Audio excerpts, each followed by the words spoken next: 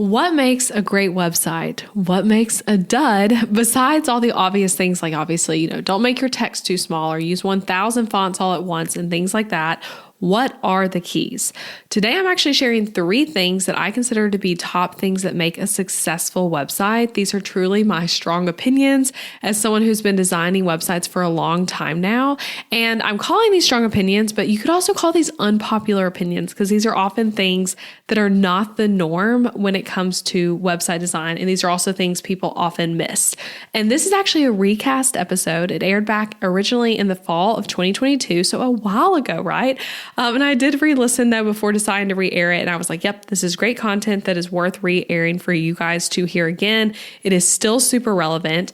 And as this is airing live, it's so crazy because I'm recording this in advance, but I am either, as this is airing live, waiting for baby boy number 2 to get here, eagerly past my due date, and probably like very ready for birth, or I've already had a baby and I'm in new baby land. I don't know which one it will be. You can head over to my Instagram to see, because if I've posted about a new baby, that probably means new baby is here, or maybe I just haven't posted yet. I might wait a few days to share. But anyway, that is the real life of what is going on with me as this airs. So let's get to it though. 3 of my very strong opinions about what makes a great website, and I hope you guys enjoy this.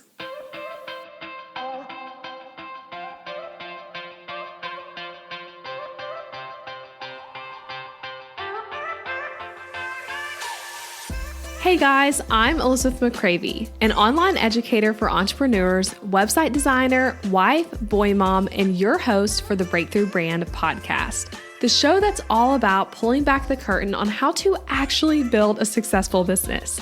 I don't skim the surface around here. If you want to dive deep into the nitty-gritty details of what it takes to run a sustainable business that fits your unique lifestyle while standing out in a crowd, then you are in the right place. I created a multiple 6-figure a year business in my early 20s, and now in my 30s, I'm still running that successful multiple 6-figure a year business on just part-time hours now as a working mom. I'm here to share everything I've learned and everything I'm still learning, because I believe that the keys to building a thriving business should never be a secret. Here you'll find episodes that are actionable, direct, and fun, like friends chatting business over coffee, and a fresh, honest take on the reality of being an entrepreneur. If you're ready to master online marketing, website design, personal branding, mindset, time management as a busy parent, scalable and passive income, and business strategy, then this is the podcast for you. It's time to build your breakthrough brand. Let's do this. So let's just dive straight into it. So the first very strong opinion, and this one I'm coming in strong with the first one, and yeah, I'll let me explain it is a great way to start. So first strong opinion: copying an influencer's website will not give you their success. It will just give you a website that everyone obviously sees looks like so-and-so's website. So let me explain that. How many times have you been looking at someone's website and someone you found, maybe you're thinking about reaching out to work with them, or you found them through Instagram, whatever it is, and you think to yourself, wow, this looks a lot like Marie Forleo's website, or wow, that's the same font and colors that Jenna Kutcher uses, or Lewis Howes' website looks a lot like this one, whatever it is. As a designer, we see this all the time. And those of you who are website designers are going to be like, yep, I know what you're talking about, Elizabeth, where we ask our client, like, hey, what websites inspire you? And these are like the types of names we hear. We hear that they really love this big time entrepreneurs websites. And there's a lot more than the 3 people I just named. You might be like, I don't even know who those 3 people are. There might be someone else in your industry that plays the same role. So just think about it that way. But we hear that, right? And guess what? People have been loving these types of people's websites since early iterations of them, where they maybe weren't so beautiful and cool and amazing.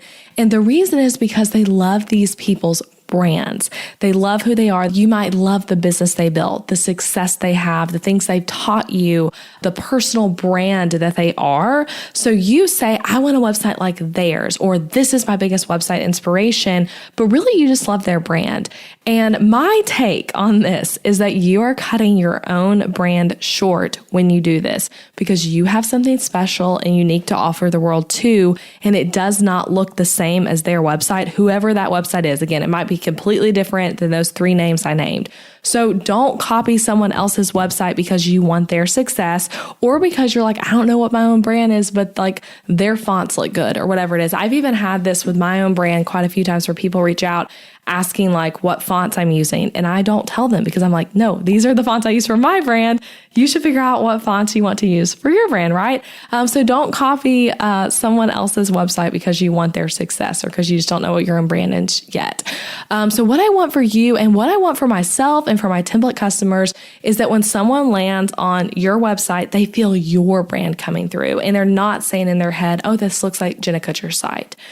Just the other day, actually, using that example, I landed on someone's site and was so excited to look over it. I'm like, oh, yay. Really excited about this person. I'm not going to get into who it was or anything. And it was almost an exact replica of Jenna Kutcher's old website, one of her like early iterations of it. And I couldn't unsee it. And I wanted to see this woman's style though, right? Not Jenna Kutcher's style. I'm like, I want to see who you are, who your brand is. But all I'm seeing on here is Jenna Kutcher's old website. So again, whatever that version is for you, I'm just trying to say that copying a big influencer site does not give you their success. It just gives you a website that looks like theirs. So how do you take action on this? What are some ways? And again, I could do like maybe a whole episode of how to take action on this, but a few things for this little short episode here. Ask yourself what you like about the site specifically. So like go to a page, go to a section and be like, what do I actually like about this? Not accounting for the person's brand outside of their site. So not thinking about what they've taught you or what you like seeing them share on Instagram or their photos, just like looking at the site itself.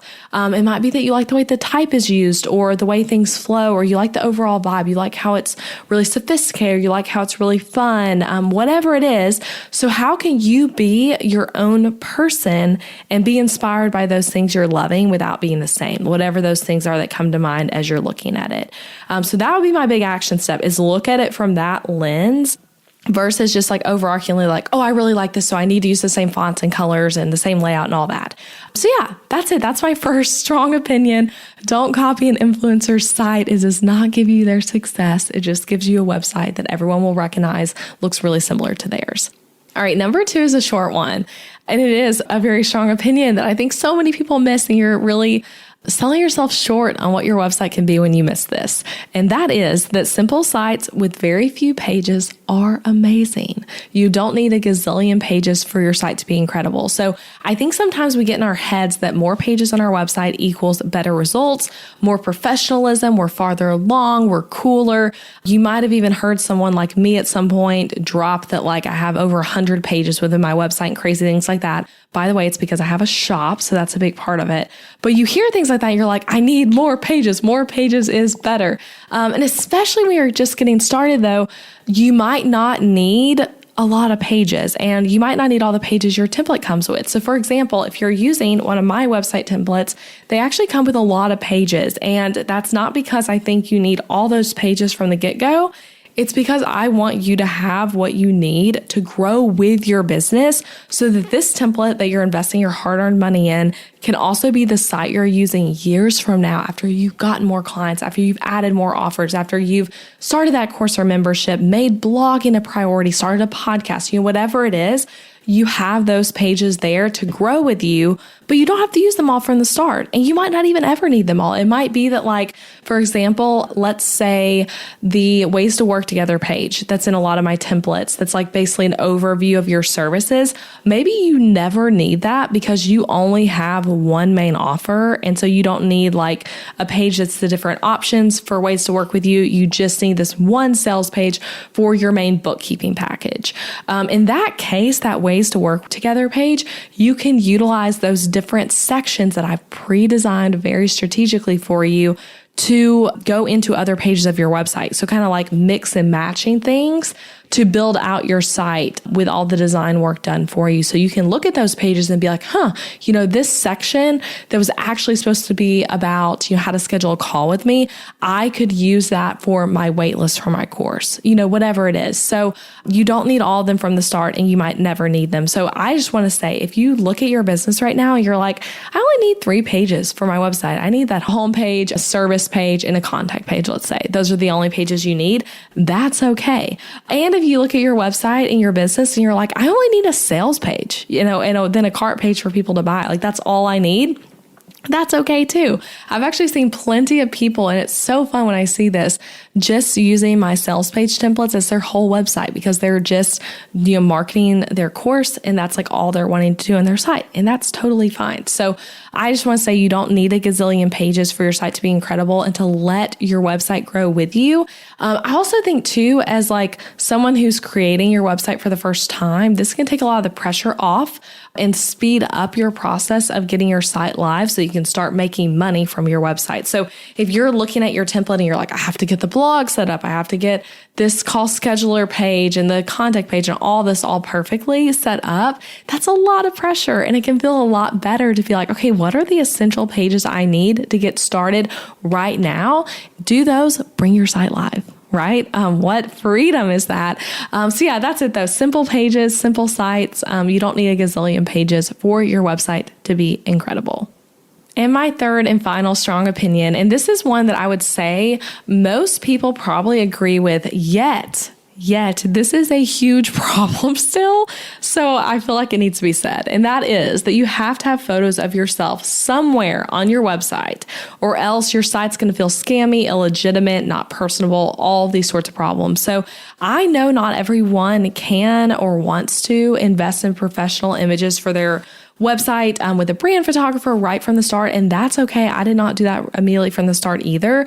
And relying on stock photography really can work for your website and like your social media images, all of it. And I actually have a podcast episode coming in a few weeks where I'm going to be talking about using stock photos well within your brand. So get excited about that if that's you. If you're like, wait, tell me more about that. But in addition to the stock photos, you have got to put yourself on your website too. Even if it's not the most professional image in the world, you need to be on your own website. Otherwise, it can feel scammy. It can be missing that human element, and you can be missing an opportunity to let your audience put a face to the name and to really like show who it is behind this website and behind this brand. So your face does not have to be front and center at every spot, or it doesn't need to be that first image that people see when they land on your website, but it does need to be on there. Just an example for you guys in my own experience, because again, like I said, I think people know this, but it's still a huge problem. I see it all the time. But just the other day, I was searching for accountants and I was looking over different accountant websites, and I stumbled upon one that was using only stock images, and they ranked really high in Google. So that's kind of how I found them. It was like they were doing all the right keyword stuff, which also made me be a little bit like, what's up with this? Like they're ranking so high, but there's no people who work here on the site. So I was looking all over their sites, just stock photos. And I'm like, okay, well, maybe on their about page, on the service page, on the home page, they're using stock photos, but maybe on their about page, I'm going to be able to like see who this accountant is, who this team is. And there was still no photos of anyone who worked there. And it probably isn't a scam, right? But I did have to ask myself, is this legit? Where are the people who work here? Even just like an iPhone picture would have made me feel more confident in reaching out to them. But I clicked off, did not reach out because I felt like, hey, this might be a scam. And like there are so many internet scams these days and websites that are just shell websites like set up to take your money. So like people need to see you and see that human element to know you're legit, and like off of the scam conversation to also just be able to connect with you, especially when you're a service business or you're an educator, someone in that realm. People want to see who the person is behind the brand. Who are they paying to write their copy? Who are they going to be learning from in this course? We need to be able to see you.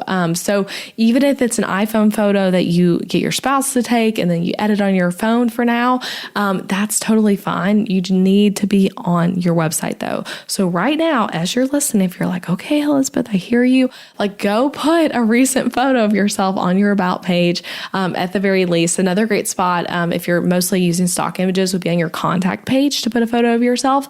But point is, you need to be on there. So that's it, my friends. 3 strong opinions, and I could do more, and maybe we'll do a part 2 of this because like I said, I have more to share.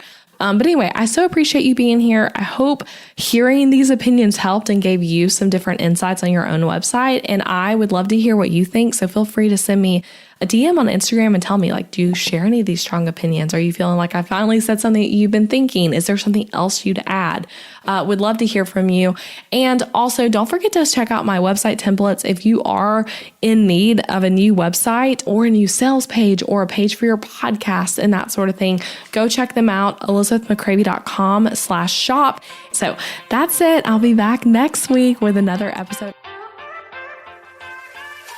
Hey, thank you for listening to the podcast all the way to the end. I appreciate you being here. And if you enjoyed this episode, then I want to invite you to check out my website template shop too. Over on elizabethmccravy.com, you'll find Showit website templates that are easy to use, strategically designed, and created to help you make more money from your website. Maybe your current website is really boring, maybe it's a challenge to update, and maybe it's even the thing you feel like is holding your business back. Your website needs to be strategically and intentionally designed in order for it to convert your viewers into raving customers, and that's exactly what my templates do. These templates are designed to be SEO friendly on the back end, not just pretty, and also strategic with all the strategies I teach on the show, and they are easy for you to set up all by yourself. So shop them at elizabethmccravy.com/shop and come join thousands of happy customers using these templates. And as an added perk, you can use the code BBPodcast at checkout to get 10% off your template as a thank you for being part of the podcast fam. Again, that's BB Podcast for 10% off any template over on elizabethmccravy.com. Also, if you loved this episode, leaving a rating and review for the show on wherever you're listening or sharing it with a friend is a great way to support this podcast. Thank you again for listening, and I'll be back next week with a new episode.